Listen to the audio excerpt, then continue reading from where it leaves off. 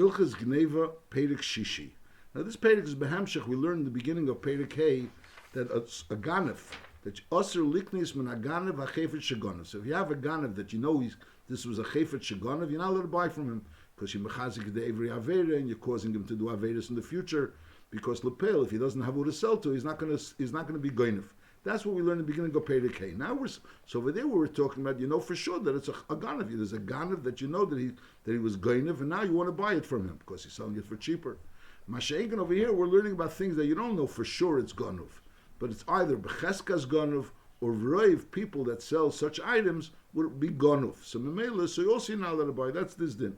Perek Shishi kol davar shecheskasi shuhu ganav is asur likachese v'chein. Im roiv oisei hadavar shehu ganav, if the roiv of oisei hadavar is ganav, is also in leichanese. Now, so there's two tziyurim. There's one cheskasi shehu ganav and one roiv oisei hadavar shehu ganav. Now the Rambam is going to say behamshech l'mashal, you're not allowed to buy from a roya that's roya sadis behemis of acherim near the yishuv. You're not allowed to buy from him milk, because roiv royim that are selling milk and they're watching they're selling milk that they ganva from the owner. So if I say it's not a psacheska suganov, that goes into a gather of rave. Then if you see a person that's selling something ma'achori agina, whereas he was watching the gina or he's involved in working in the gina, and he's selling an item ma'achori agina. So the way he's selling it shows that he's trying to sell it in a manner that people shouldn't realize he's selling it, or that the balabas shouldn't find out that he's selling it. So that's b'cheskasi shuganov. That's why I use the two in yonim. This kol davar shecheskasi shuganov asur likachese v'chein em roiv oisi adavar shuganov is ein loichanesi lefichach ein loichin men haroyim tzemer echolav igdoyim, to buy from shepherds either wool or milk or even shepsalach. You shouldn't buy from them because there's a roiv that these people are selling something that's ganov. Aval loichem me'am cholav ugvina b'midbar. If they're flock, they're being roya in the midbar, so over there the balabais is not really makbet to go ahead and get the milk and make cheese from it. Nor since it's b'midbar, it's very far away, so b'pashtos he's moichel, and therefore if you buy from the roya that's being roya b'midbar, you're allowed to buy. It's not a problem. Avaleichem em cholav ugvina b'midbar avalei b'yishiv. That's the number one. And nachadinu muter likach min haroyim arba tzoyne arba gizah shel tzemer me'eder cotton. If he's a shepherd for a small flock, so therefore the rule is that if he's selling you something that bepashtus, if it really belongs to the balabas, he's going to notice that it's missing because it's too much. So then you're allowed to buy it from him. So when a roya is a shepherd for a small flock, and you're buying from him four sheep or 4 shears of wool, in other words, full shears of a sheep, shel tzemer me'eder cotton, oy chamish, or you're buying 5 shears of wool, in other words, 5 shearings of wool that were done from complete sheep. So then you could buy it from him, because lepel, if he's stealing it, so the balabas is going to notice it. 4, in other words, from a small flock, 4 is noticeable, and from a large flock, 5 is always noticeable. So therefore, she'en cheskasi shu ganav b'davar zeh, because bepashtus he's not going to sell so much stolen, because the balabas will notice it. Klali shel davar kol shareya mechri. When the shepherd sells something, if lepel is selling something that really belongs to the owner of the sheep, and he would realize that he sold it, so then it's mutter lochem in areya, because we assume that he's not going to sell something which the balabas is going to realize that he stole it from him. However, it's not such a big amount, and therefore chances are that the owner won't really realize that it's stolen. So therefore, there's a reason to be chosheh that the roya will steal it. So then it's also lolocha, you're not allowed to buy it from him. So that's the thing, to buy from a roya. So the general rule is you're not allowed to buy from him tzemer echolav igdoyim, but cholav and gvina you're allowed to buy b'midbar. That's the number one. And the number two is that if we're dealing with l'moshel with 4 sheep from a small flock or 5 sheep from a large flock, so then, or arba gizes from sheep from a large flock, arba gizes from a small flock or 5 gizes from a large flock, so then it's mutter, because bepashtus, if it's stolen, the balabas will notice it. Halacha gimel. Ein loichen mishemri peris, eitzemei peris. Someone that's watching, his job is to watch trees that grow fruit. So you're not allowed to buy from him not fruit, and also not pieces of wood.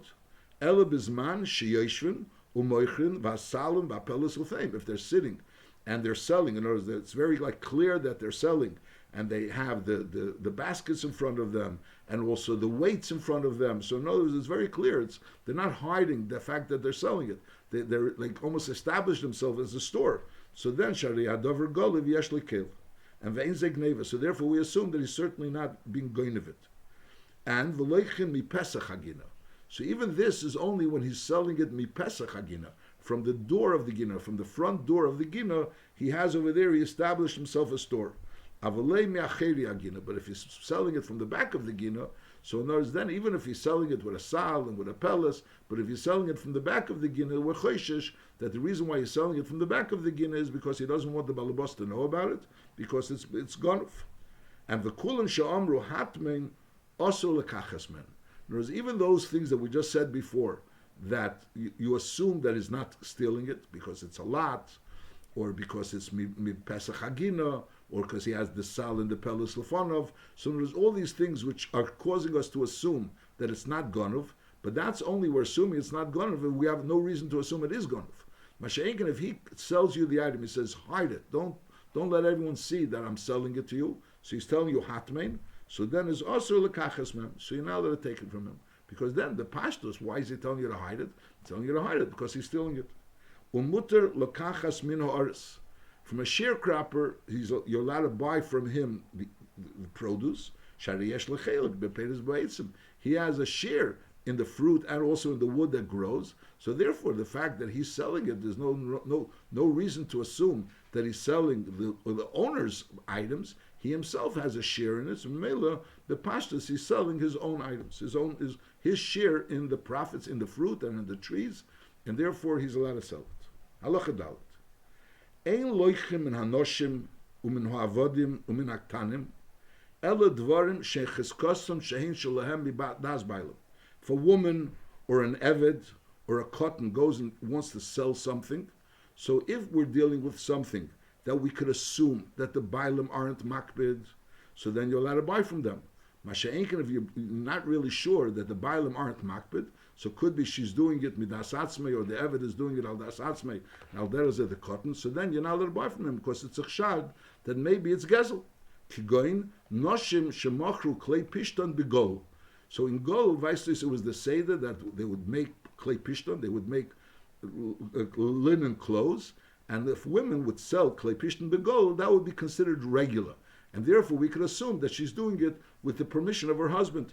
Agolim basharin, or she's selling a egel, the calves, in the place called Sharin. That's so Mimela, so Nachamol. If you're buying from one of these people, Noshim, Avodim Ktanim, Dvarim, which is not clear that there's Das Bailim, so you shouldn't buy from them. Masha'inkin, those things that the pastor says there is Das Bailim. So he gives two examples, Klei Pishton Begol or Agolim B'Shorin, so then you're allowed to buy from them. Now, the kulan sha'amru hatmein, but if they tell you they're selling it to you and they're telling you hide it, don't let anyone see that you're buying it from me, is also likach bem, because then then we assume that the becheskes neva. So that's the general rule. So we spoke about a roya. When you buy from a roya, sometimes we assume that it is gonov, sometimes we assume it's not gonov, but when he says hatmein, we assume it's gonov. Now, again, you could buy eggs and you could buy chickens from anybody. We're not choishes that it was stolen from the balabas, from the person that owns the chickens and the eggs, because vice it's not kedai to go ahead and start stealing these things. The Amar Hatmein, but if the seller says Hatmein, so then it's awesome. Halakha hey. Loichin min habadodim zeisim b'mida v'shemen b'mida. So in other words, there are people that press olives, and if these people that are badodim, they're pressing olives, and they're selling you olives or they're selling you oil. So then if they're selling you a lot of olives, a lot of oil, so then we assume that it's theirs and they didn't steal it. Masha'inkin, if they're selling you a few olives, a small amount of olives, or a small amount of oil, so then there's a concern that maybe they stole it from those people that gave them olives to press, and they took off some of the olives, and they took off some of the oil, and therefore you're not allowed to buy it from them. Loichin min habadodim zeisim b'mida, you're allowed to buy from these people that press olives Zaysim b'mida olives in a large amount, or v'shemen b'mida, a large amount of oil.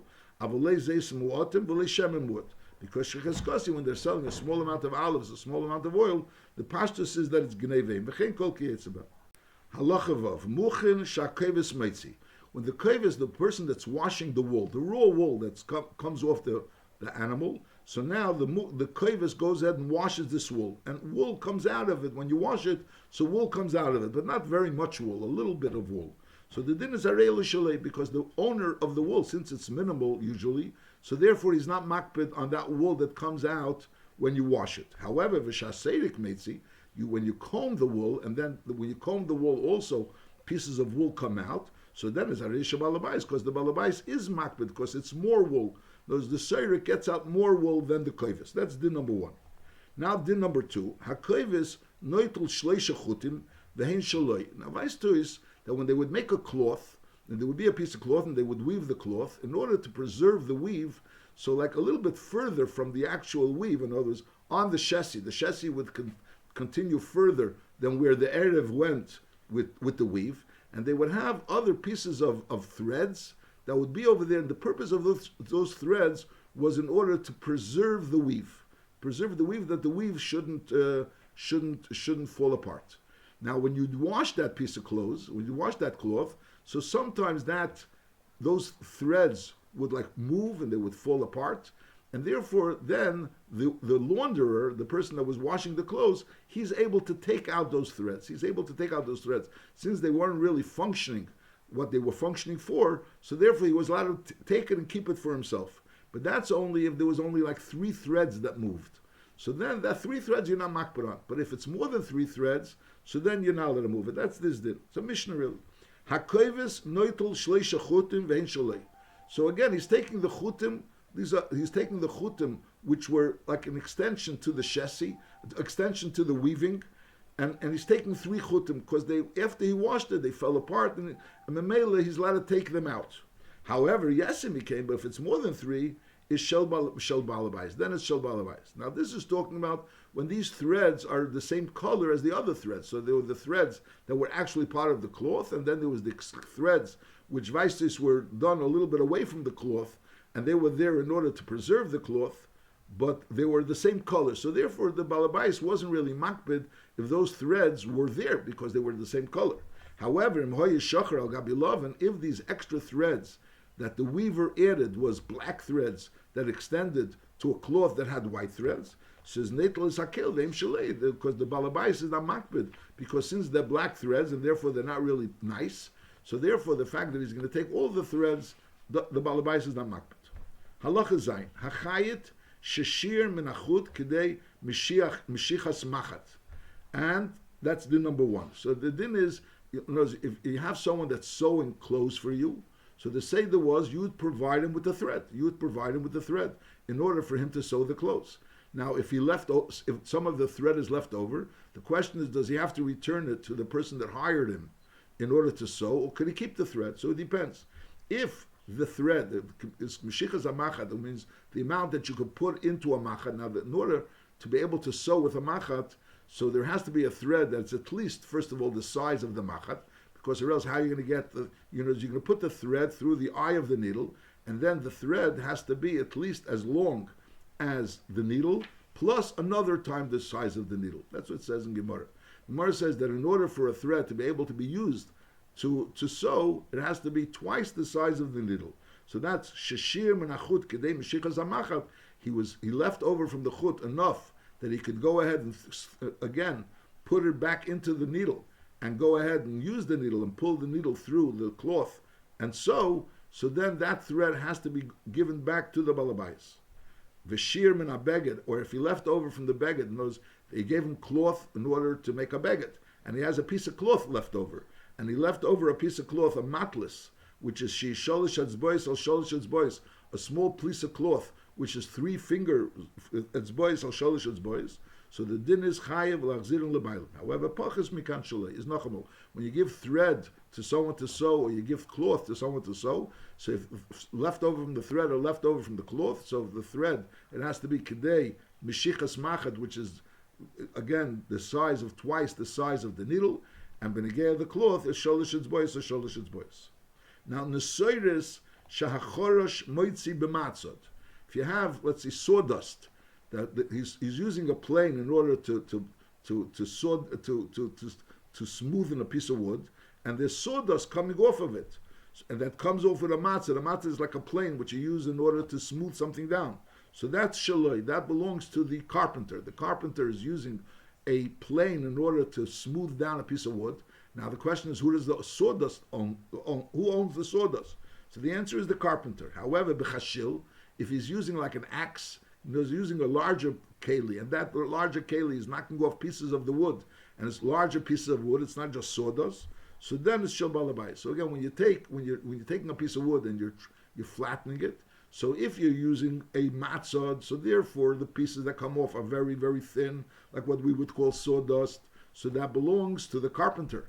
Masha'ik, if they're larger pieces, larger splinters, which is something that he would use with a chashil, with an axe, so then it belongs to Shabbalayis. Now, this is all talking about if he's doing this work in his own rishus. Whereas he has his own, let's say, shop, his own place where he's doing the work. And the question is, does he have to return the sawdust, or does he have to understand to return those splinters? If he was doing this work in the Balabais' possession, in rishus, is afan seder shabalabais. Even sawdust also belongs to balabais. In other words, when a person is a carpenter and is doing work in the balabas's house, so he doesn't have right to take the sawdust home. If the sawdust is happening in his house, the question is, he have to take it from his house and bring it back to the balabas. So then there's a difference if it's sawdust or if he's using a chashil, which is splinters. Masha'inkin, if he's doing it eitz of the balabais, so he always has to leave it for the balabais. V'chol hadvarim ha'elu kiyetzeben is heilchim b'm acher minig ha'medina. So over here, the Rambam is saying that even though we're saying the rules of when do you have to give it back and when you don't have to give it back, but on the other end, if there's a minig ha'medina, if there's a general minig ha'medina of what you do, so then you go baser minig ha'medina. Halacha test. Kol uman shemachar davar min hadvarim she'ein shalei k'hilchis ha'medina. Someone that sold an item which wasn't really rightfully his, based on the hilchis ha'medina. Kigein muchin shemachrin hasedik b'mokim shenago shiyir shebalabayis. In other words, the pieces of wool that the person that combs got those pieces of wool that came out of the wool, and he sold it in a place where really the rule is that it goes to the balabayis. So the din is also likach mimenu shein becheskas Gneivah. So again, we're going back to the beginning of this parak. The beginning of the parak, we said that if you buy something from someone where there's becheskas that it's Gneivah, so then you're not allowed to buy it. So over here you have an uman, which this is an uman which goes ahead and he normally combs wool, and now he's selling wool. He's selling wool, pieces of wool. Now the question is, how did he get those pieces of wool? So there's a concern that he got it through combing someone's wool, and Mameli has a few pieces of wool. So, and that's a cheskas, that's how he got it. And he's really not entitled to that wool. So therefore, you're not allowed to buy it from him. Nachamol, kol uman, shemachar davim and advarim, she'ena shalei kilchas hamedina. It's not really his kilchas hamedina. Kein muchin, shemachar nasedik, b'makim shenago she'ir shebalabayis. He's selling the muchin in a place, this person that's combs, is selling the muchin in a place where it should really belong to the balabayis, is also likach mimanu, mipnei she'en b'cheskas Gneivah. But that's only if he's selling pieces of wool. If he's going ahead and selling a pillow, and that pillow is full of muchin, so the question is, did he go ahead and steal the muchin from different people and now fill up a pillow with these muchin? We're not cheshish, because we assume that lepel, if it's a stolen item, he'll want to get rid of it very quickly. And therefore, he's not going to go ahead and take the stolen items and start making pillows from it, because someone that steals items tries to get rid of it very quickly. So therefore, if he's selling a pillow full of muchin, we assume that it's his. Now, is leichamimenu, but if he's selling things that's really his mihilchas hamedina, so you're allowed to buy, because there's no becheskas gonav. However, v'amar hatmein, if this uman says hatmein, so then it's usher, because again, like we learned before, that even those things that normally were not choishish, that he stole it, but if he says hatmein, that's a very strong reason to be choishish, and therefore even things that are his mihilchas hamedina normally, we're choishish that he stole it, and therefore you're not allowed to buy from him.